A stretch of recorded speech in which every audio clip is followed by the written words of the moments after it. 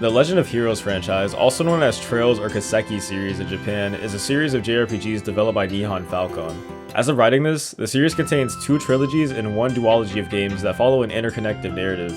Each entry's soundtrack across the franchise hosts a diverse range of music and genres that fully embody the individual narratives and tones of their respective stories, themes, and characters.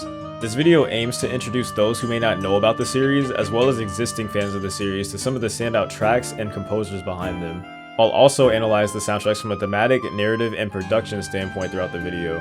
I'll avoid spoilers and put them in their own section at the end of the video, and this video will only contain spoilers from the first 3 games in the series. And finally, this video is meant to supplement my first video on the Trails franchise, where I explain the appeal of the series and also managed to completely avoid talking about music on a channel dedicated to talking about video game music, which was not my best moment. So definitely go check that video out if this video interests you at all. So without further ado, let's start this series off with the first entry in the Trails franchise, Trails in the Sky FC.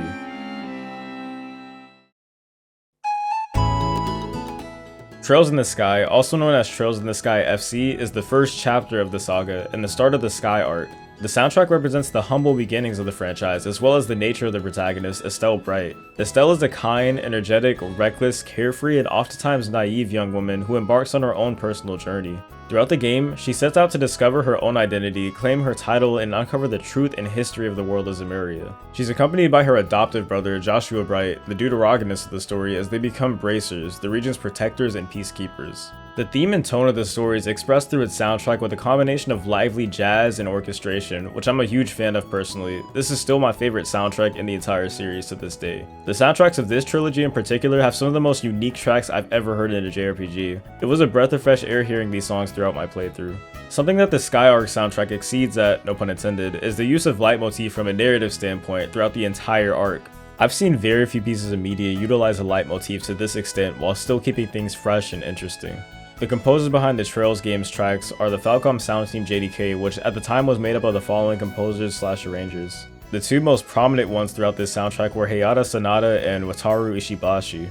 Ishibashi's compositions are hands down my favorites throughout the entire series and maybe even in all of gaming. His compositions immediately pull me into the world and evoke a feeling of comfort and adventure that I haven't really felt from a video game since the first time I heard of Yasunori Mitsuda's work in Chrono Cross. Falcom and its community do a great job of crediting its composers, artists, and arrangers, so if there's a specific track you like, I'd encourage you to look into the composer's other work. Also, before we begin, there will be a playlist of all the songs that I list in this video, as well as other recommendations that I have, so definitely check that out as well.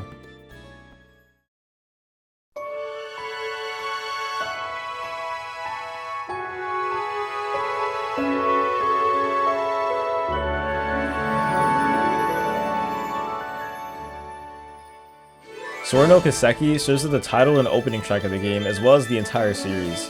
This track represents the first chapter of an almost 2-decade-long story being told throughout the Trails franchise. This track also introduces the leitmotif of the Sky Arc, the whereabouts of light.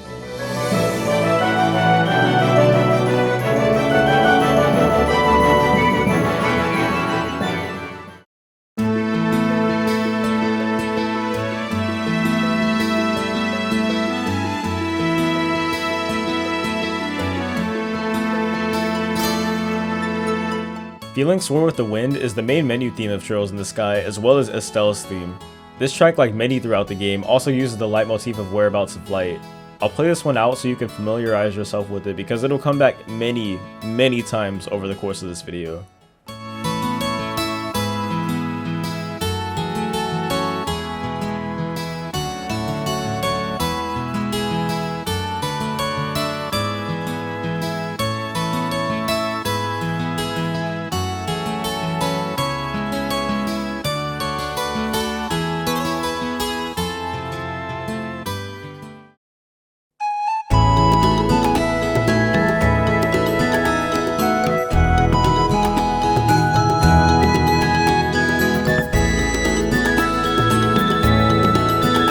While Sora no Kiseki represents the beginning of the franchise as a whole, the Byway of Departure sets the tone and represents the humble beginnings of Estelle Bright herself and the start of her journey to become a bracer.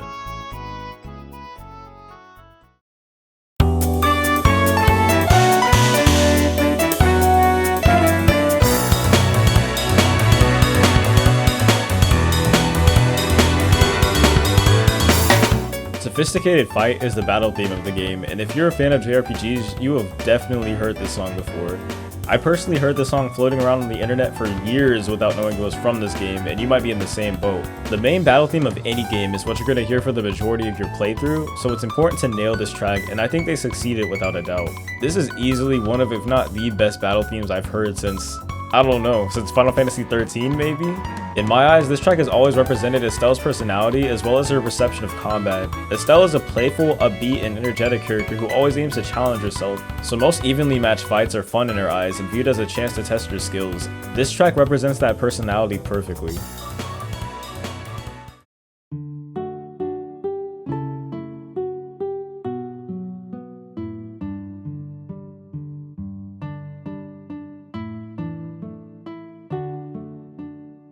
A cat relaxing in the sun is the theme of some of the more slower paced or rural...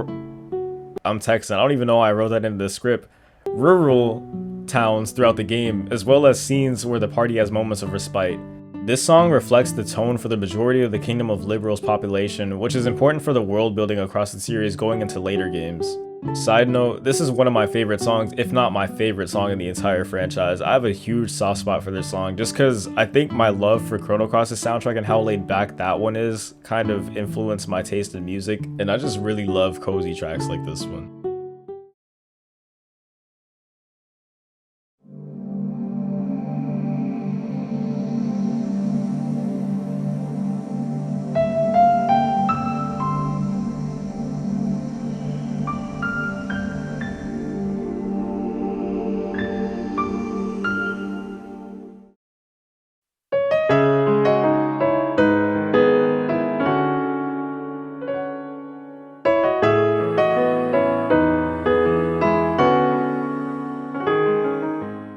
Hoshino Arika, or The Whereabouts of Light, is the ending theme and leitmotif of the entire Sky trilogy. It is diegetic, meaning that this song exists and is performed throughout the world of the game, primarily by Joshua on his harmonica.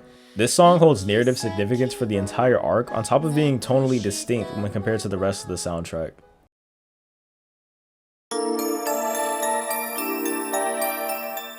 The sequel, Trails in the Sky SC, follows Estelle Bright once again, but this time she's searching for something that she's recently lost in the events of Trails in the Sky. As a result of this, the tone of the soundtrack has drastically changed and has gotten much more heavy and emotional. While the jazz influence that made up the previous game's soundtrack is still present, the tempos have been brought down to give most of the tracks a more melancholy tone to represent this part of Estelle's personal growth and journey. Unisuga is a standout addition to the sound team this time around. He has a signature progression that he uses in pretty much every single composition he's made for this series, and you should definitely familiarize yourself with it.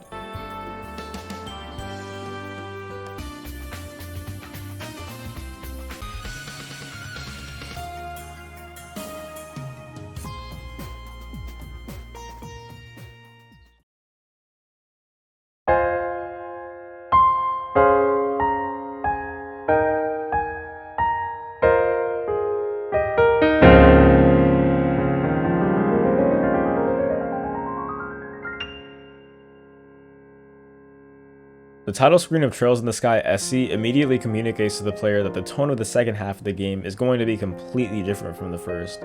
If you're like me and many other people and immediately bought and loaded up this game after the ending of the first one, you'll know how hard the first time hearing this song hit.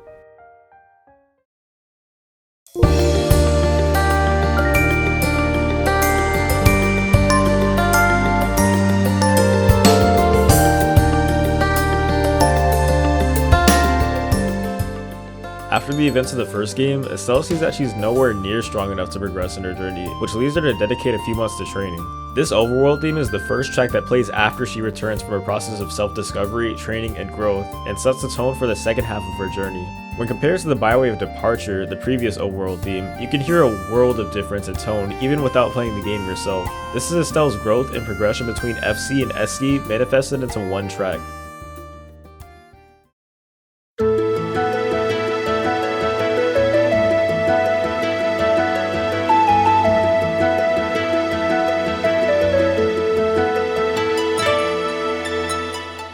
This version of Feeling Sore with the Wind is an evolution of the original track from Trails in the Sky. This version of the track plays in A major, where the original is in C minor, to reflect that she's changed both physically and internally since the events of Trails in the Sky. This track is also probably my number 2 favorite song in the entire series.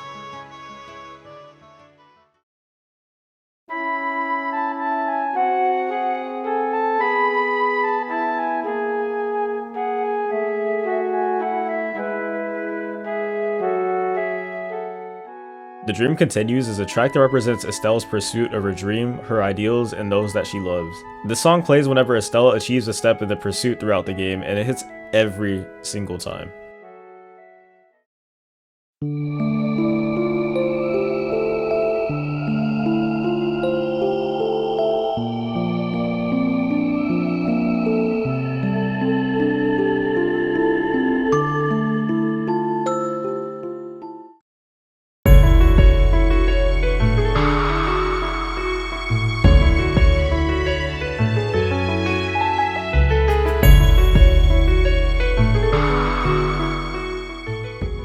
The Whereabout of Bonds is a song that plays during the many payoffs and emotional scenes throughout Trails in the Sky SC.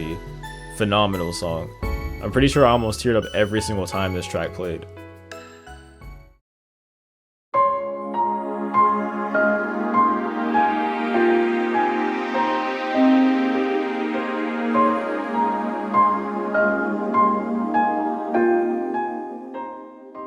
The Whereabouts of Hope is a song that plays during the climax of the game.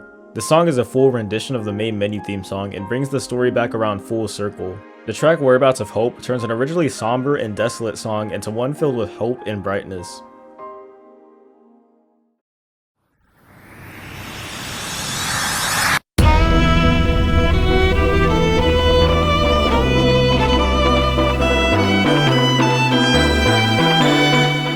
Silver Will Golden Wings is the track that plays in the opening of Trails in the Sky SC and is also an arrangement of the track Silver Will from the original Trails in the Sky.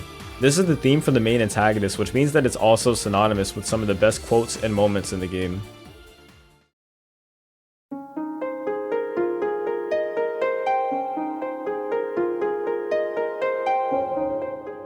Trails in the Sky the Third is one of the most unique sequels I've ever experienced. It takes place in an entirely different dimension from the rest of the franchise, and the events of this game were written to develop the characters and world of the Trails franchise leading on from this point. The soundtrack reflects the atmosphere and tone of traveling throughout an unknown dimension perfectly, and on top of that, the game's protagonist relationship is reflected through the game's soundtrack in the form of leitmotifs once again. Also, this is the best Trails game and the best soundtrack too, let's talk about that.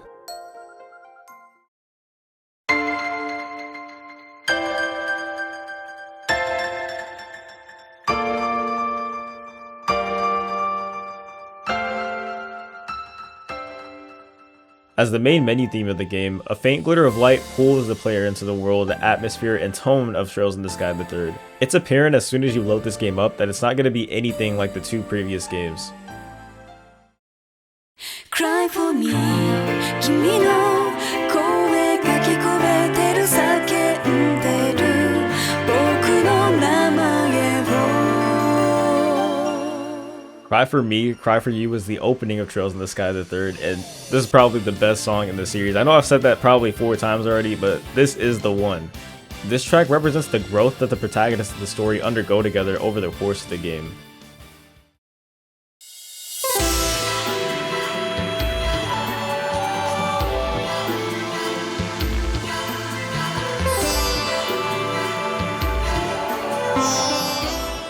Similar to A Faint Glitter of Light, Jade Corridor is one of the first songs you hear upon entering this new dimension.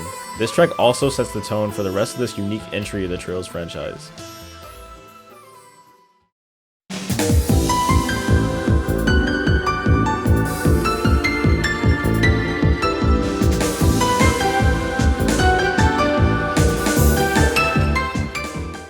Termination of Fight is the main battle theme of Trails in the Sky the Third. This song brings back the upbeat and energetic style that every main battle theme has had up until this point in the series. To get into an English teacher level of over-analysis, the reverb being present in the beginning of the song and fading out as the song progresses represents the part of becoming more acquainted with this strange dimension.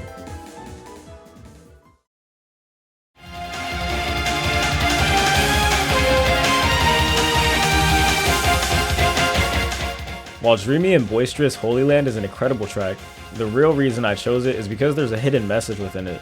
At about 3 minutes and 42 seconds, a high-pitched tone starts to play in the backing of the track.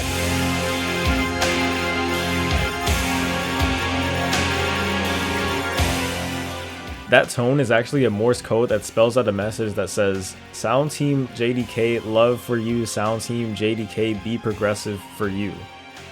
Shoutouts to user SaltyMR on Reddit for this fact, because this message took almost 14 years to get uncovered and was confirmed by the composer themselves on Twitter in 2021.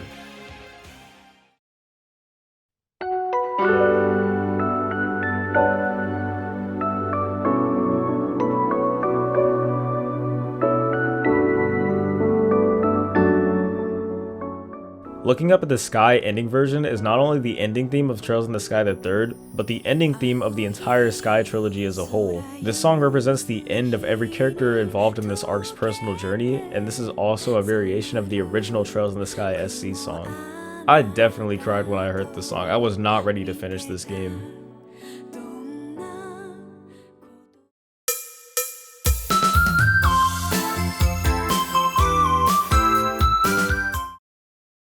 Decision to Leave, like many tracks towards the end of the game, is a stark contrast tonally to the rest of the game. This track plays when Joshua abandons Estelle and sets the tone for the sequel of the game. Himmel is the home of Joshua and one of the antagonists of the game, Leeway, whose theme is used as a leitmotif throughout this track. The use of Silver Will here as a leitmotif symbolizes the connection that the two of them have to this location. Like the name of the track suggests, Reminiscence is a song that plays when some of the party members have to face their past. Trails in the Sky III is a game about the cast freeing themselves from their history and growing from it, and this track embodies that perfectly. The start of the track sounds almost dreamlike, with the wind instrument setting the tone. This could represent a fond memory of a place or time, and as it progresses, lower range keys kick in almost as if repressed negative thoughts of that happy memory are resurfacing. These two elements of the song intertwining as well as fading in and out tell its own story while complementing what's being told on screen. Stairway to Gehenna plays throughout the dungeon where we explore Kevin's backstory as well as the infamous Star Door 15. These tracks completely recontextualize two of our favorite characters, and the track delivers. In this part of the game, the party has to descend to the bottom of Gehenna to progress. The tracks begin with a bell, an organ, and a choir, which symbolize the complete opposite of what the party's going through. Here Kevin has to face his past and all the sins he's committed, but the track is telling him to repent. I think this track represents how this character contradicts himself, with him being a member of the Gralsritter despite his past. About halfway through the song, the organ, bells, and choir drop, and all we hear are the strings and a harp. This section reminds me of the sorrow and self-reflection that Kevin goes through in this scene.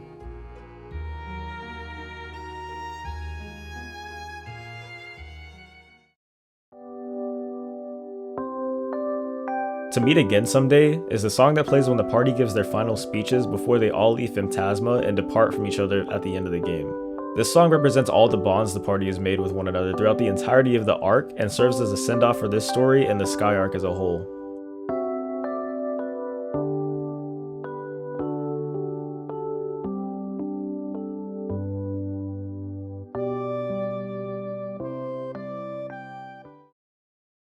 Overall, the Trails in the Sky soundtracks are still my favorite of the series to this day. The way the soundtracks fully reflect the tone, themes, and characters of the story through leitmotif and instrument choice is something that I've grown to value as I progress into the series. In the next video, we'll analyze and discuss the Crossbell arc and how the music fully encapsulates the diversity of the province of Crossbell and its inevitable struggle.